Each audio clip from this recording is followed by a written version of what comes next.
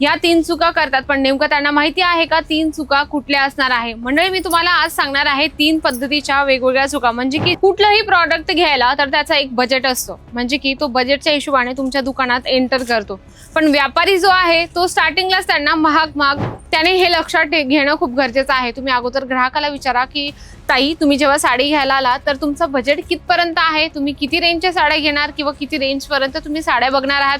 त्या दुकानात आम्हाला स्वस्त आणि एकदम ट्रेंडिंग कलेक्शन मिळेल, कारण की सिल्क साड्या 12ही महिने विकल्या जातात. काही छोटे मोठे फंक्शन्स असतात, त्या हिशोबाने विकल्या जाणार आहे. ते फक्त प्रॉडक्ट ठेवायचं म्हणून ठेवत असतात. मंडळी, ह्या चुका अजिबात करू नका. जर तुम्हाला व्यवसाय, जे लोक सिल्क साड्यांचा व्यवसाय सुरू करतात किंवा त्यांचा अगोदरपासून व्यवसाय आहे, तर मंडळी ते हे 3 चुका करतात, म्हणजे की स्टॉक भरण्यामध्ये ते लोक या 3 चुका करतात. पण नेमकं त्यांना माहिती आहे का 3 चुका कुठल्या असणार आहे? मंडळी, मी तुम्हाला आज सांगणार आहे 3 पद्धतीच्या वेगवेगळ्या चुका, म्हणजे की जे व्यापारी चुका करतात तो स्टॉक मेंटेन करण्यामध्ये.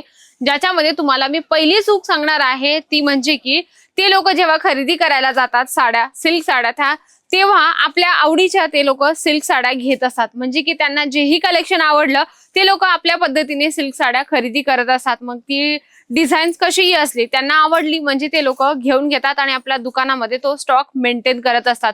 या ठिकाणी तुम्ही बघत आहात, ह्या ज्या सिल्क साड्या आहे ना, संपूर्ण वेगवेगळ्या प्रकाराच्या आहे. यांच्यामध्ये तुम्हाला डिझाईन्स पण वेगळ्या मिळणार आहे, पॅटर्न्स वेगळे मिळणार आहे. सिल्क याचा बेस असणार आहे, पण सिल्क साड्यामध्ये तुम्हाला वेगवेगळ्या इथे डिझाईन्स बघायला मिळत असतात. सर्वात पहिली चूक मी तुम्हाला सांगितली की तुम्ही जेव्हा कलेक्शन परचेस करायला जातात तेव्हा तुम्ही आपल्या पद्धतीच्या, आपल्या आवडीच्या साड्या भरून आपला स्टॉक दुकानात ठेवत असतात. पहिली चूक तुम्ही ऐकली, आता दुसरी चूक सुद्धा तुम्ही ऐका. जेव्हा ग्राहक घरातून बाहेर पडतो कुठलंही प्रॉडक्ट घ्यायला तर त्याचा एक बजेट असतो, म्हणजे की तो बजेटच्या हिशोबाने तुमच्या दुकानात एंटर करतो.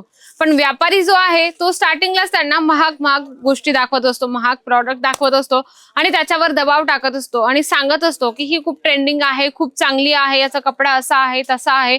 म्हणजे की एक शॉर्टली सांगायला गेलं की ग्राहकाला आपण त्याच्यावर दबाव टाकत असतो, त्याचं जे माइंड आहे आपण ते डायव्हर्ट करत असतो. तर मंडळी, तुम्हाला तसं न करता ग्राहकाच्या बजेटच्या हिशोबाने तुम्हाला त्यांना प्रॉडक्ट दाखवायचे. जर तो सांगत असेल की आमचा बजेट एवढा आहे, 200 ते 500च्या रेंज मध्ये आम्हाला साड्या दाखवा, तर तुम्हाला तशाच रेंजच्या दाखवायच्या. भले तुम्ही कमी रेंजच्या दाखवल्या तर अतिउत्तम आहे, कारण की जेव्हा तुम्ही ग्राहकाला चांगली क्वालिटी कमी रेंज मध्ये देता त्याच्याने ग्राहक तुमचं पॉझिटिव्ह होत असतं. म्हणून तुम्हाला जो बजेट आहे त्यांचा, त्याच्याकडे तुम्हाला दुर्लक्ष अजिबात करायचं नाहीये. त्यांचं जो बजेट आहे त्या पद्धतीने तुम्हाला जे कलेक्शन आहे ते दाखवायचे आहे. कारण की कसं असतं, जेव्हा तुम्ही ग्राहकांना समाधानी करतात त्याच्यानंतर तुमचे ग्राहक अजून जास्त जुळत असतात. म्हणून तुम्ही, जो व्यापारी आहे ना, त्याने हे लक्षात घेणं खूप गरजेचं आहे. तुम्ही अगोदर ग्राहकाला विचारा की ताई, तुम्ही जेव्हा साडी घ्यायला आला तर तुमचं बजेट कितपर्यंत आहे, तुम्ही किती रेंजच्या साड्या घेणार किंवा किती रेंज पर्यंत तुम्ही साड्या बघणार आहात. ग्राहक काय करतात, या पद्धतीने सांगितल्यानंतर तुम्हाला उत्तर देतात की आमचा एवढ्याचाच बजेट आहे, तर आम्हाला याच रेंजच्या दाखवा.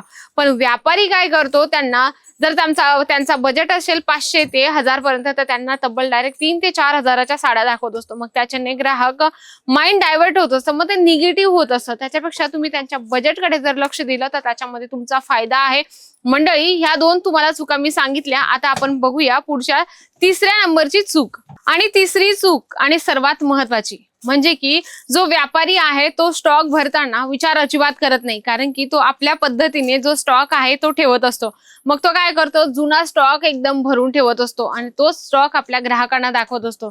महत्वाचं हेच आहे की तुम्ही आता ट्रेंड मध्ये काय चालू आहे, नवीन काय चालत आहे, महिला काय आपल्याकडून डिमांड करतील, याच्याकडे तुमचं लक्ष असणं खूप गरजेचं आहे. कारण की जेव्हा आपण स्टॉक मेंटेन करतो किंवा स्टॉक आपला एकदम युनिक आणि वेगळा असला की त्याच्यामध्ये ग्राहक पॉझिटिव्ह होत असतं. मंडळी, कारण की सिल्क साड्या जास्तीत जास्त नवीन जेव्हा आपण ठेवत असतो त्याच्याने आपले ग्राहक सुद्धा वाढत असतात. कारण की प्रत्येक ग्राहकाला वाटतं की आम्ही ज्याही दुकानात जाऊ त्या दुकानात आम्हाला स्वस्त आणि एकदम ट्रेंडिंग कलेक्शन मिळेल. कारण की सिल्क साड्या 12ही महिने विकल्या जातात. काही छोटे मोठे फंक्शन्स असतात, त्या हिशोबाने विकल्या जाणाऱ्या ह्या सिल्क साड्या आहेत. मंडळी, तर तुम्ही आपला जो व्यापार आहे, जो व्यापारीला मी सांगण्याचा एक रिक्वेस्ट करते, जर तुम्ही एक व्यापारी आहात, सिल्क साड्यांमध्ये ठेवण्याचा एक विचार करत असाल आणि त्याच्यामध्ये स्टॉक कसा मेंटेन करायचा किंवा स्टॉक मध्ये काय काय आपण गोष्टी ऍड केल्या पाहिजे.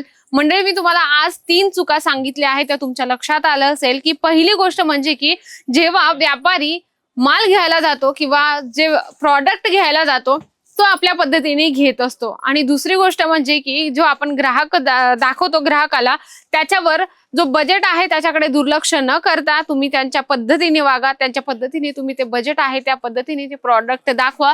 तिसरी चूक अशी असणार आहे की तुम्ही जे ट्रेंडिंग कलेक्शन आहे ते न दाखवता तुम्ही ग्राहकाला जुना स्टॉक दाखवत असतात. त्याच्याने तुमचे ग्राहक अजिबात जुडणार नाही मंडळी. या 3 गोष्टी तुम्ही लक्षात ठेवा आणि याच्यात तुम्ही नक्कीच बदल करा. आजचा व्हिडिओ होता सिल्क साड्यांवर आणि ह्या 3 चुकाही तुमच्या लक्षात आल्या असतील, कारण की बऱ्याच व्यापाऱ्यांना ह्या गोष्टी लक्षात नाहीयेत. ते फक्त प्रॉडक्ट ठेवायचं म्हणून ठेवत असतात. मंडळी ह्या चुका अजिबात करू नका. जर तुम्हाला व्यवसाय वाढवायचा असेल तर ह्या 3 चुका जर तुम्ही सुधरवल्या तर नक्कीच तुमचा व्यवसाय 100% वाढणार आहे. तुम्हाला नवीन व्यवसाय सुरू करायचा आहे, व्यवसायात किती गुंतवणूक करायची, म्हणजे की व्यवसाय बाबतीत तुमच्या मनात काही प्रश्न असेल तर नक्कीच मला कमेंट करा. व्हिडिओ आवडला असेल तर व्हिडिओला लाईक करा, जास्तीत जास्त शेअर करा आणि कमेंट बॉक्समध्ये तर लिहिणं अजिबात विसरू नका. तर तोपर्यंत नमस्कार.